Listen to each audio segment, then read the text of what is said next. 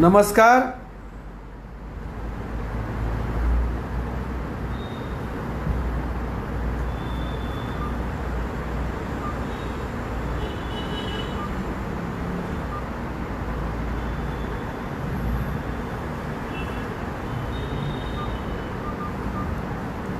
माझा आवाज पोचतोय का? माझा आवाज जर पोचत असेल तर आपण सुरू करूया. कोणीतरी कॉमेंट द्या, माझी विनंती आहे. आपण जर कॉमेंट दिली तर मी सुरू करेन. माझा आवाज पोचतोय का? माझा आवाज येतोय का? माझा आवाज येत असेल तर आपण सुरू करू. फक्त कॉमेंट द्या, आवाज येतोय का नाही तुम्हाला कॉमेंट द्या फक्त. हॅलो, माझा आवाज येतोय का? हां, धन्यवाद. सिंधुजन अकादमीवरती उपस्थित असणाऱ्या सर्व प्रेक्षक श्रोत्यांचं हार्दिक स्वागत. सिंधुजन अकादमीचं महाराष्ट्राच्या इतिहास, आर्किओलॉजी, एन्थ्रोपॉलॉजी, इंडोलॉजी या ज्ञानक्षेत्रामध्ये मोलाचं योगदान आहे. कारण अनेक व्याख्यानं सिंधुजन अकादमीनं ऑनलाईन आयोजित केलेली आहेत.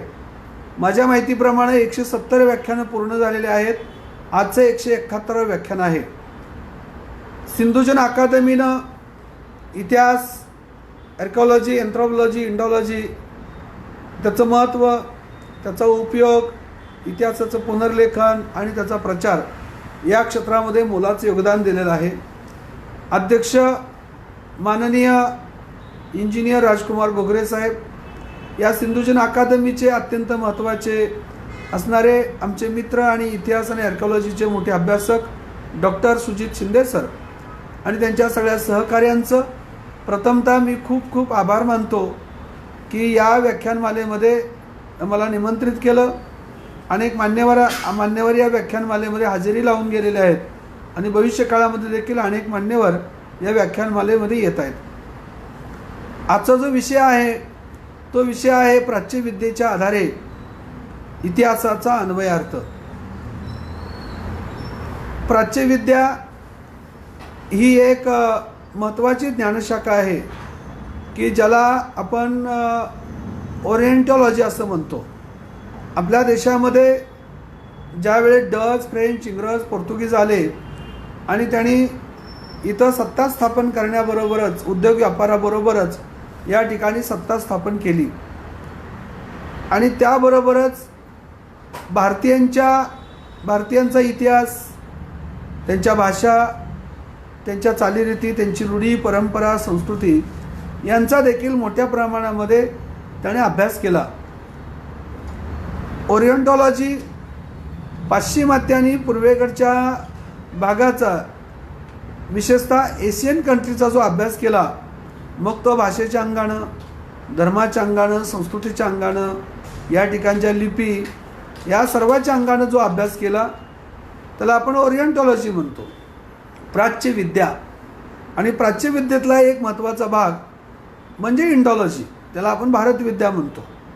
बऱ्याचशा वेळेस लोकांचा गफलत अशी होते की ते इंडॉलॉजीलाच प्राच्यविद्या म्हणतात. इंडॉलॉजी याचा शब्दाचा अर्थ आहे भारतविद्या, भारताचा केलेला अभ्यास, तत्कालीन साधनांच्या आधारे केलेला अभ्यास, त्याला आपण भारतविद्या तथा इंडॉलॉजी म्हणतो. आणि समग्र पूर्वेकडच्या जगाचा केला जाणारा अभ्यास याला प्राच्यविद्या म्हटलं जातं. म्हणजे Indology is a important part of the orientology. ओरिएंटॉलॉजीचा प्राच्यविद्येचा अविभाज्य आणि महत्त्वपूर्ण घटक म्हणजे भारतविद्या तथा Indology. Scientific study of India it is called Indology. म्हणजे प्राचीन भारताचा शास्त्रशुद्ध पद्धतीनं केला जाणारा अभ्यास याला इंडॉलॉजी म्हटलेलं आहे. आणि आपल्याकडचे जे इंडॉलॉजिस्ट नाव म्हणतो, इंडॉलॉजिस्ट म्हटलं की आपल्या समोर नाव येतं कॉम्रेड शरद पाटील. हे मोठे इंडॉलॉजिस्ट होते. केवळ इंडॉलॉजिस्ट नव्हते तर ते प्राच्य विद्या पंडित देखील होते. ज्या पद्धतीनं डी कोसंबी, भांडारकर, राहुल सांस्कृत्यायन यांचं मोठं योगदान भारत विद्येमध्ये इंडॉलॉजीमध्ये आहे, प्राच्यविद्येमध्ये त्यांचं मोलाचं योगदान आहे. तर आपल्याला जर का इतिहासाचा अभ्यास करायचा असेल तर इतिहासाच्या अभ्यासाची साधनं केवळ एखादा ग्रंथ, एखादं समकालीन पुस्तक, समकालीन साधन एवढ्यावरती आपल्या भारताचा परिपूर्ण इतिहासाचा अभ्यास होऊ शकत नाही. तर परिपूर्ण अभ्यासासाठी आपल्याला जी गरज असते ती प्राचीन वाङ्मयाची, प्राचीन साहित्याची. विशेषतः भारताचा जर का अभ्यास, प्राच्यविद्येचा जर का अभ्यास करायचा असेल,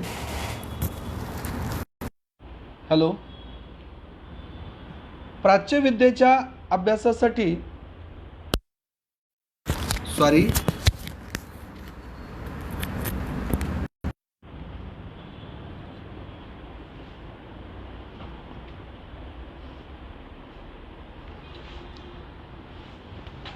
इतिहासाचा अन्वयार्थ लावण्यासाठी आपल्याला प्राच्यविद्येचा तथा ओरिएंटॉलॉजीचा आणि त्यातील अत्यंत महत्त्वाचा भाग इंडॉलॉजीचा महत्त्वाचा वाटा आहे, महत्त्वाचा उपयोग आहे. आम्ही शाळेमध्ये शिकत असताना मावळा हा शब्द आपण ऐकत होतो. मावळे आले, मावळे गेले, मावळ्यांनी किल्ला जिंकला, छत्रपती शिवाजीराजांचे मावळे. आता मावळा शब्द आला कुठून, मावळा शब्दाचा अर्थ काय, असा अनेक वेळा विचार करायचो आपण. काही लोक तर विचार पण करत नव्हते, मावळा काय शब्द आहे, कुठून आला, कसा आला. शिवरायांचे मावळे आपण म्हणतो, शिवरायांचे मावळे. पण मावळा शब्दाची उत्पत्ती काय, मावळा कसा आला, कुठून आला, याचा अभ्यास प्राच्यविद्येमध्ये केला जातो. किंबहुना प्राच्यविद्येमुळेच आपल्याला मावळा ह्या शब्दाची उत्पत्ती सापडली, त्याचा अन्वयार्थ लावता आला. आम्ही महाविद्यालयामध्ये शिकत असताना एक प्राध्यापक आम्हाला नेहमी सांगायचे की मावळा म्हणजे पुण्याच्या मावळतीला राहणारे लोक म्हणजे मावळा. त्यावेळेस वाटायचं आपल्याला पुण्याच्या मावळतीला राहणारे लोक म्हणजे मावळा. मग पुण्याच्या पूर्वेचे, पुण्याच्या दक्षिणेचे, पुण्याच्या उत्तरेकडले हे मावळे नाहीत का. किंबहुना मावळ तालुका हा पुण्याच्या उत्तरेला आहे, मावळ तालुका. मग तो तर भाग मावळतीला येत नाही. मग मावळा या शब्दाचा अर्थ, अन्वयार्थ, ऐतिहासिकता आपल्याला समजली ती इंडॉलॉजीमुळे समजली. आणि यामध्ये प्राच्यविद्येचं इंडॉलॉजीचं मोलाचं योगदान आहे. डी कोसंबी यांचा खूप महत्त्वाचा ग्रंथ आहे एक, मिथ अँड रिॲलिटी, मिथक आणि वास्तवता. त्याचा मराठी अनुवाद अलीकडच्या काळामध्ये आलेला आहे. तर त्यांनी त्याची उकल केली. म्हणजे प्राच्यविद्येचा आधार घेऊन ऐतिहासिक अन्वयार्थ कसा लावायचा यावरती मी बोलणार आहे. मी काय परिपूर्ण प्राच्यविद्या, इंडॉलॉजी याच्यावर विस्तारानं सखोलपणे मांडणी करायला आपल्याकडे तेवढा वेळ नाही. किंबहुना एका व्याख्यानामध्ये आपण सगळीच मांडणी करू असं नव्हे, पण काही महत्त्वाचे मुद्दे मी आपल्यापुढे ठेवणार आहे की प्राच्यविद्येचं कसं मोठं योगदान आहे की आपल्याकडे ऐतिहासिक संकल्पनांचं विश्लेषण, अन्वयार्थ लावण्याचं मोठं काम इंडॉलॉजीने केलं. इतिहासाच्या कागदपत्रामध्ये, इतिहासाच्या पुस्तकामध्ये सगळ्या संकल्पना स्पष्ट नाहीत होणार. सगळ्या संकल्पनांचा अर्थ आपल्याला मिळेलच असं नव्हे. मध्ययुगीन इतिहासामध्ये किंवा आधुनिक इतिहासामध्ये तर ज्यावेळेस इतिहास जिथं थांबतो तिथं इंडॉलॉजीचं काम सुरू होतं.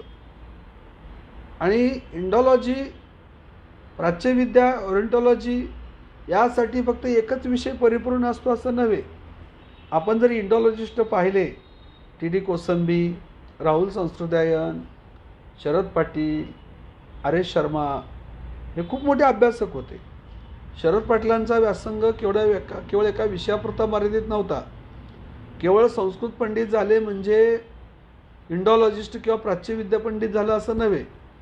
त्यासाठी भाषाशास्त्र, त्याचबरोबर आर्किओलॉजी, एन्थ्रोपॉलॉजी, फेमिनिझम, व्याकरण, त्याचा अन्वयार्थ, व्याकरणशास्त्र याचा दांडगा व्यासंग असणं अत्यावश्यक आहे. जो राहुल संस्कृत आहे, डी कोसंबी, भांडारकर, शरद पाटील, रोमिला थापर यांच्याकडे मोठ्या प्रमाणामध्ये तो होता. म्हणून शरद पाटील हे अनेक संकल्पनांचं ते स्पष्टीकरण करू शकले, त्याचं ते विश्लेषण करू शकले. म्हणून आम्हाला एक प्राध्यापक ते नामोल्लेख करणं हे सभाशास्त्राला धरून नाही, म्हणून मी नामोल्लेख करत नाही. त्यांच्या प्रति मला प्रचंड आदर आहे. तर ते असं म्हणायचे की बाबा पुण्याच्या मावळतीला जे लोक राहतात त्याला मावळा असं म्हणतात. मग आम्हाला प्रश्न पडायचा की पुण्याच्या पूर्वेकडच्या, दक्षिणेकडच्या, उत्तरेकडच्या लोकांना मावळा म्हणायचं नाही का? मग हे मावळा या शब्दाची उत्पत्ती आपल्याकडे प्राच्यविद्येनं आपल्याला दिली. त्यामध्ये डी कोसांबी यांचं मोलाचं योगदान आहे. म्हणून डी कोसांबी यांचं मिथ अँड रियालिटी या ग्रंथामध्ये स्पष्टपणे त्याचा उल्लेख केलेला आहे की इंद्रायणीच्या खोऱ्यामध्ये मावळाईचं राज्य होतं.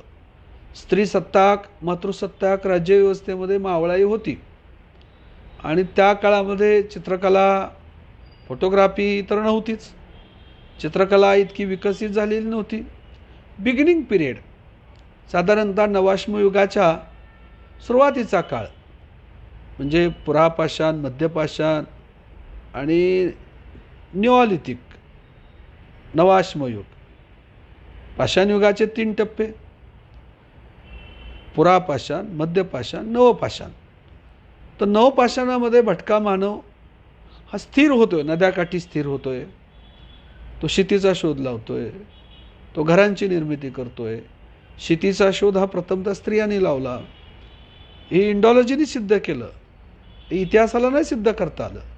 म्हणून हा इतिहास समोर आला तो इंडॉलॉजीमुळं, प्राच्यविद्येमुळं समोर आला, ओरिएंटॉलॉजीमुळं पुढं आला. तर इंद्रायणीच्या खोऱ्यामध्ये मावळाईचं राज्य होतं. इतकी प्रभावशाली होती, इतकी लोकप्रिय होती, इतकी लोककल्याणकारी होती की त्या मावळाईवरून मावळा शब्द आला, मावळ तालुका आला. पुणे जिल्ह्यामध्ये मावळ तालुका आहे, पण मावळ नावाचं गाव कुठेही नाही. पूर्ण लोणावळा, कामशेत किंवा तळेगाव, वडगाव मावळ, वडगाव मावळच म्हणतात तालुक्याला, तालुक्याचं नाव मावळच तालुका आहे. तर मावळ नावाचं गाव कुठेही नाही, तालुक्याचं नाव मावळ आहे. म्हणजे मावळाई नावाची अत्यंत प्रभावशाली कर्तृत्ववान स्त्री होती. त्या मावळाईवरून मावळ तालुका आला, त्यावरून मावळा शब्द आला. मावळा शब्दाची उत्पत्ती ही मावळाईवरून आहे. आणि मावळा हा शब्द पुरुषवाचक नाही, तो स्त्रीवाचक आहे. स्त्रियांचा आदर आणि सन्मान करणारा आहे, स्त्री राज्य निदर्शक आहे, स्त्री राज्याचं अस्तित्व दाखवणारा आहे. आणि म्हणून तो पुरुषांनी सुद्धा धारण केला मावळा. मावळे आले, मावळे गेले, मावळ्यांनी किल्ला जिंकला, शूर मावळे. मावळा नावाची जात नाही, त्यामध्ये सगळ्या समुदायाचा समावेश होतो. म्हणून या मावळा या शब्दाचा ऐतिहासिक अन्वयार्थ लावण्याचं मोठं काम प्राच्यविद्येने केलेलं आहे. प्राच्यविद्येचं हे मोलाचं योगदान आहे. हे इतिहासाच्या प्रांतातील लोक सिद्ध करू शकले नाहीत. महान इतिहासकार झाले आपल्याकडे, म्हणजे कृष्णाजी अर्जुन केळुस्कर, सेतुमाधव पगडी, वासी बेंद्रे, त्र्यंबक सजवलकर, मोठे इतिहासकार झाले.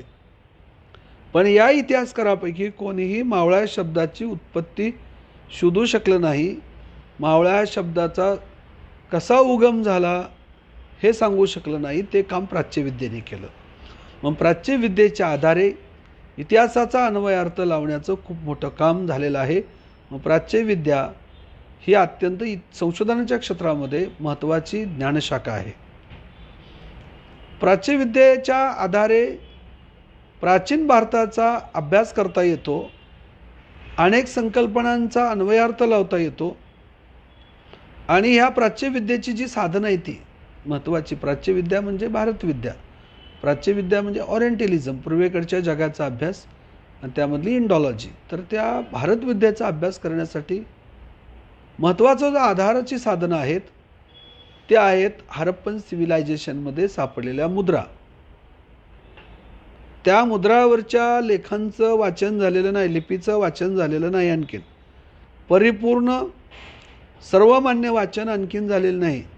यामध्ये वेगळे अभ्यासक वेगळे दावे करतात, पण त्याला क्रॉस रेफरन्स जो लागतो, ज्या पद्धतीनं हा क्रॉस रेफरन्स अशोकाच्या ब्राह्मी आणि खरुष्टी लिपीला मिळाला, साधारणतः जेम्स प्रिन्सेप हा जो कॉईन ऑफिसर होता ब्रिटिशांचा, ईस्ट इंडिया कंपनीचा, कलकत्ता या ठिकाणी, त्या जेम्स प्रिन्सेपनं अशोकाच्या ब्राह्मी आणि खरोष्टी लिपीचं वाचन करण्याचं मोठं ऐतिहासिक काम केलं. त्यामुळं मौर्यांचा अशोकाच्या इतिहासाचं पुनर्लेखन झालं. पण जेम्स प्रिन्सेप याला जे क्रॉस रेफरन्स प्रत्यंतर पुरावा त्यासाठी मिळाला, ग्रीकांचा आणि मौर्यांचा अत्यंत घनिष्ठ संबंध होता, त्यांचा व्यापारी संबंध होता, त्यांचा सांस्कृतिक संबंध होता. किंबहुना चंद्रगुप्त मौर्याची एक महाराणी ग्रीक होती. त्यामुळे जेम्स प्रिन्सेपला खरोष्टी आणि ब्राह्मीसाठी जो क्रॉस रेफरन्स अर्थात प्रत्यंतर पुरावा मिळाला लिपीसाठी, तो प्रत्यंतर पुरावा अजून तरी सिंधुकालीन लिपीला मिळालेला नाही. लिपी होती, त्यांची प्रगत भाषा असली पाहिजे, त्यांचा सांस्कृतिक संबंध, त्यांचा व्यापारविषयक संबंध, आताचं जे इराण आहे, ज्याला आपण मेसोपोटेमिया, इजिप्त म्हणतोय, समकालीन संस्कृती आहे, त्यांच्याबरोबर होता. पण त्या मुद्रांसाठी, त्या लिपीसाठी, सिंधुकालीन लिपीसाठी कुठल्याही स्वरूपाचा प्रत्यंतर पुरावा अजून तरी मिळालेला नाही. परंतु त्या मुद्रावरचे लेख, लिपी, टेराकोटा, त्याचबरोबर पॉटरी, ही सुद्धा महत्त्वाची संदर्भ साधनं आहेत की ज्यावरून आपल्याला इतिहासाचा अन्वयार्थ लावणं सोपं होईल. सिंधुकालीन लिपी, सिंधुकालीन साधनं, सिंधुकालीन वास्तू,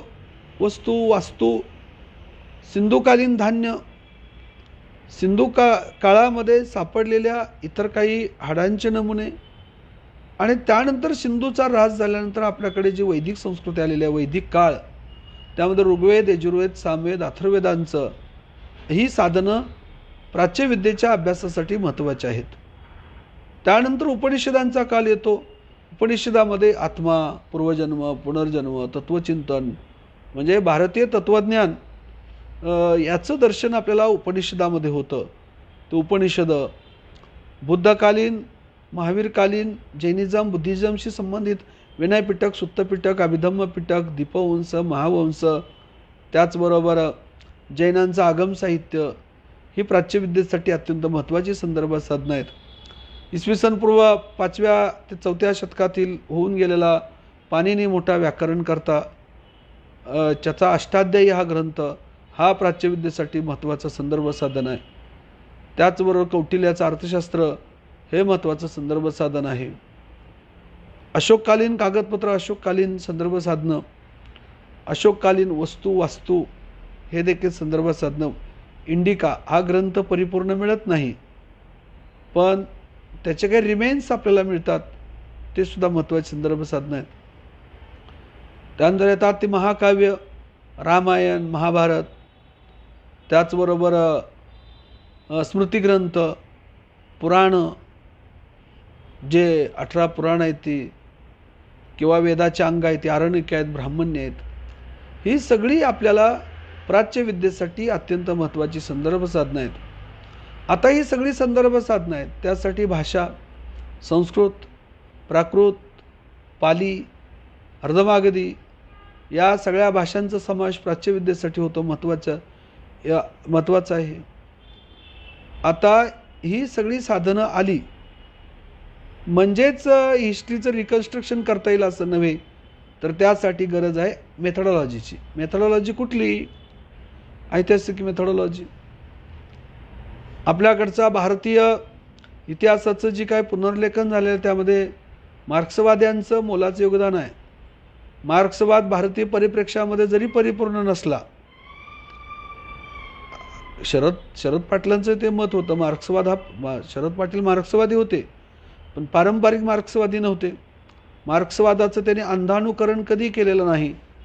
तर सगळ्यात महत्त्वाचं जे आहे तर त्यांनी नवमार्क्सवाद सबाल्टर्न थेरी, ज्या अँटोनिओ ग्रामची मार्क्सवादाला पुढे घेऊन जातो, सबाल्टर्न थेरी मांडतो, तसंच आपल्याकडे सुद्धा शरद पाटलांनी मार्क्सवाद, फुले आंबेडकरवाद आणला. त्यानंतर सौत्रांतिक मार्क्सवादाने एक शिस्त संशोधनामध्ये, अभ्यासामध्ये शिस्त दिली. म्हणून आपल्या देशातला जास्तीत जास्त विश्वसनीय इतिहास मार्क्सवादी अभ्यासकच मांडू शकले. ते काय राष्ट्रवादी इतिहास अभ्यासक आपल्या देशाचा परिपूर्ण वस्तुनिष्ठ इतिहास मांडू शकले नाहीत. मार्क्सवादी इतिहास अभ्यासकामध्ये जो समावेश होतो, रमिला थापर, आर्य शर्मा, डी कोसंबी, इरफान हबीब, शरद पाटील, राहुल सांस्कृत्यायनसुद्धा मार्क्सवादी होते. एस.ए. डांगेसुद्धा मार्क्सवादी होते. कॉम्रेड पानसरेसुद्धा मार्क्सवादी होते. मार्क्सवाद्याचा किंवा नवमार्क्सवाद्याचा इतिहासच डॉक्टर उमा चक्रवर्ती, सॉरी जरा नेटचा प्रॉब्लेम होता, कनेक्शनचा प्रॉब्लेम होता, नेट कनेक्शनचा सुरू झालं, दिलगिरी व्यक्त करतो. तर चळवळीतल्या लोकांचं मत असतं की संस्कृती भटाब्राह्मणांची भाषा, माझं मत तेही ते तशाच पद्धतीचं होतं.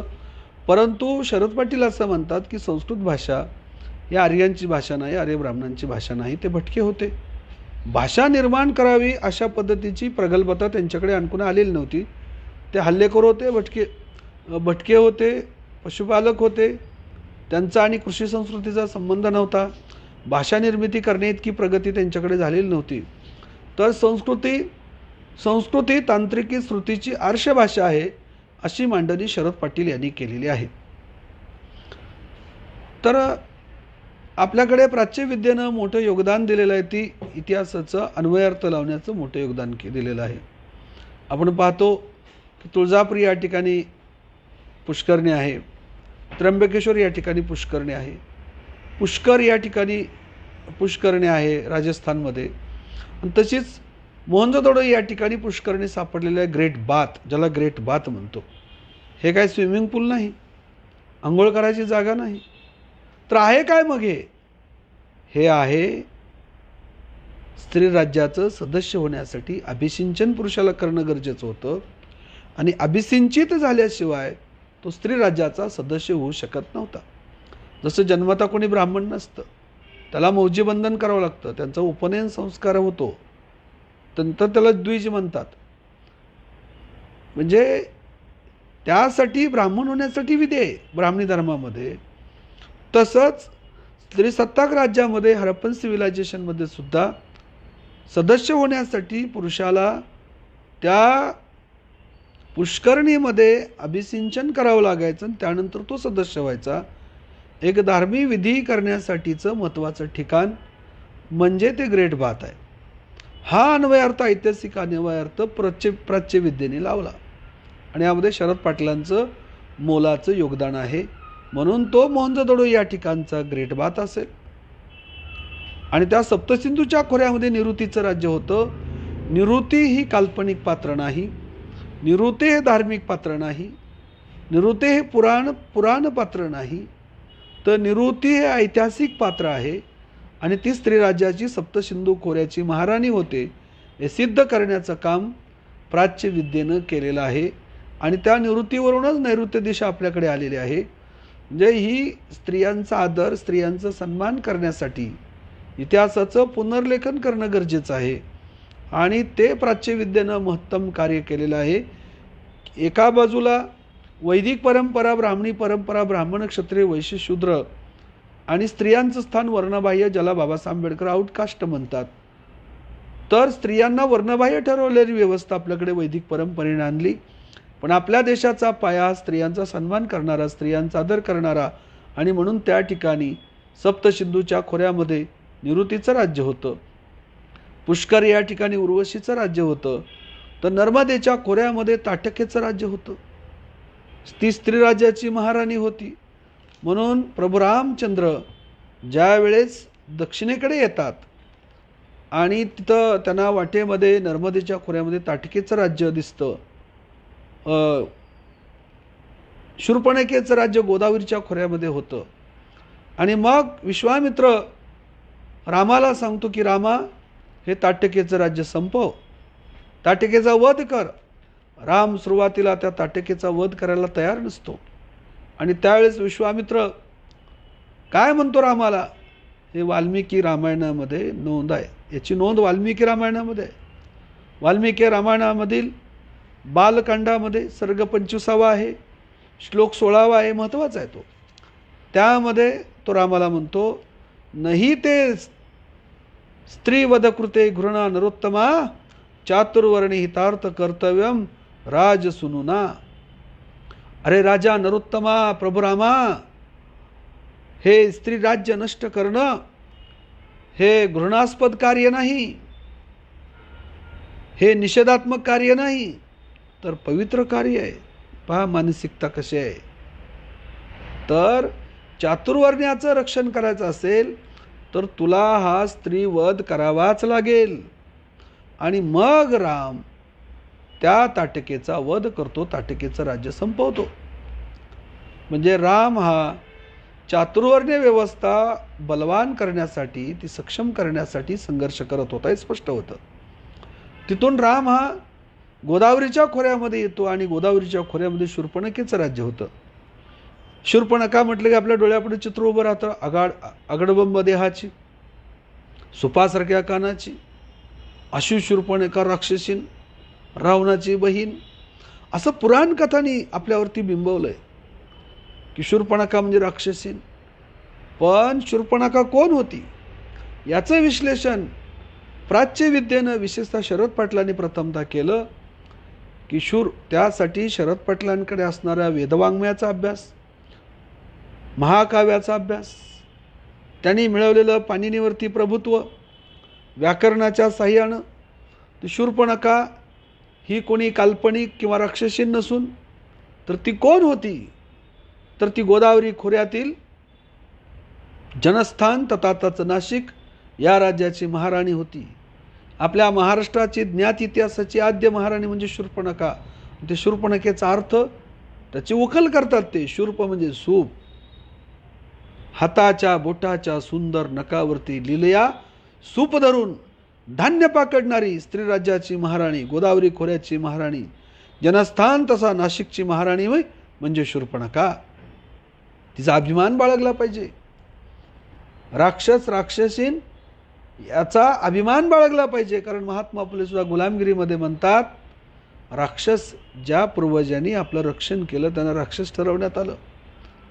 ज्या आर्यांनी आपल्यावरती आक्रमणं केली त्यांना देव ठरवण्यात आलं, विप्र ठरवण्यात आलं, भूदेव ठरवण्यात आलं. ज्यांनी रक्षण केलं राक्षस. म्हणून राक्षस हे आपले रक्षण करते.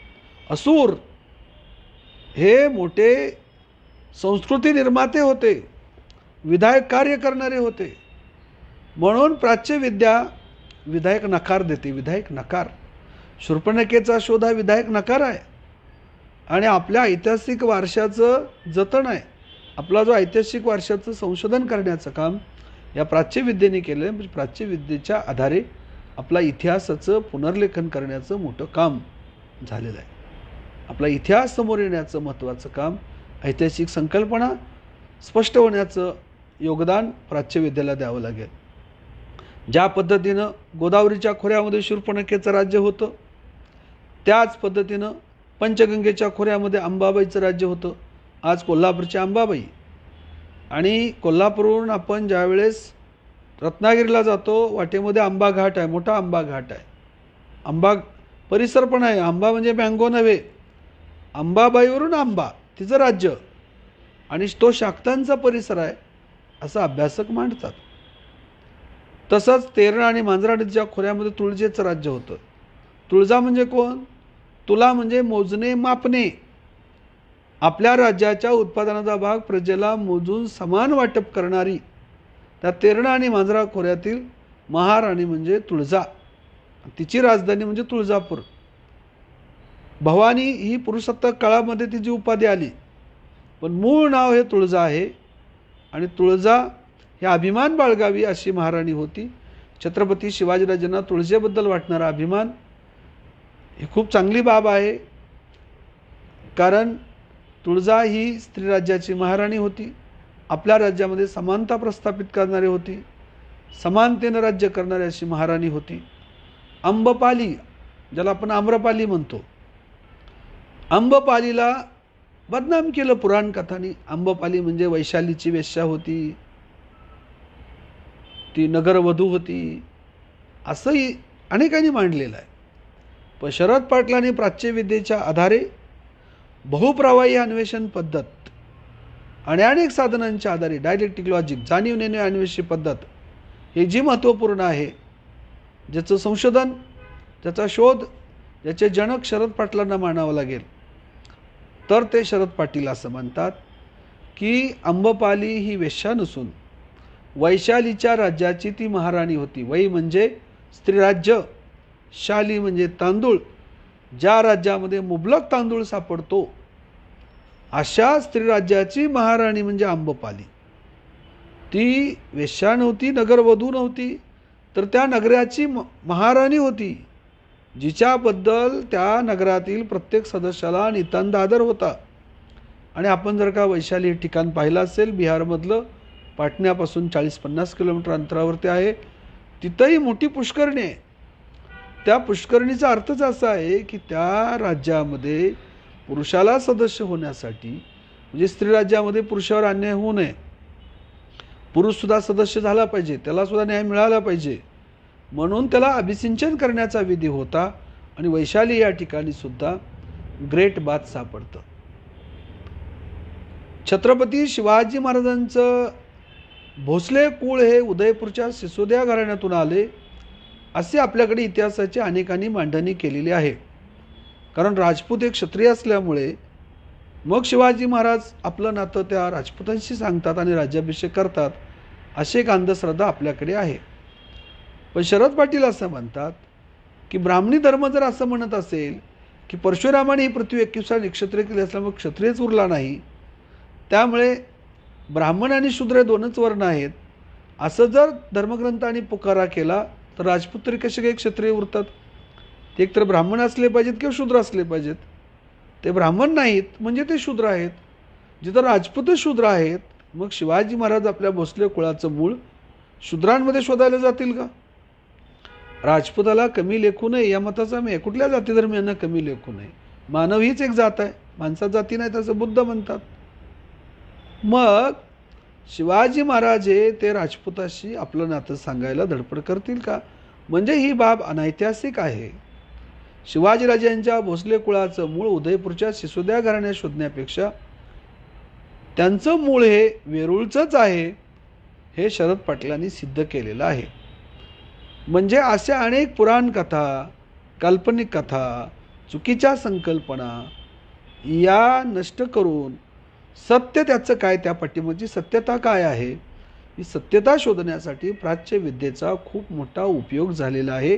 म्हणून ऐतिहासिक अन्वयार्थ लावण्यासाठी प्राच्यविद्या ही महत्त्वपूर्ण शाखा आहे. आणि त्या विषयावरती मी आज माझं भाष्य केलं, आपल्याशी हितगुज केलं, आपल्याशी सुसंवाद केला. सिंधुजन अकादमीने एका चांगल्या व्याख्यानमालेचं आयोजन केलं. सिंधुजन अकादमीला मी खूप खूप धन्यवाद देतो आणि मी या ठिकाणी थांबतो. धन्यवाद.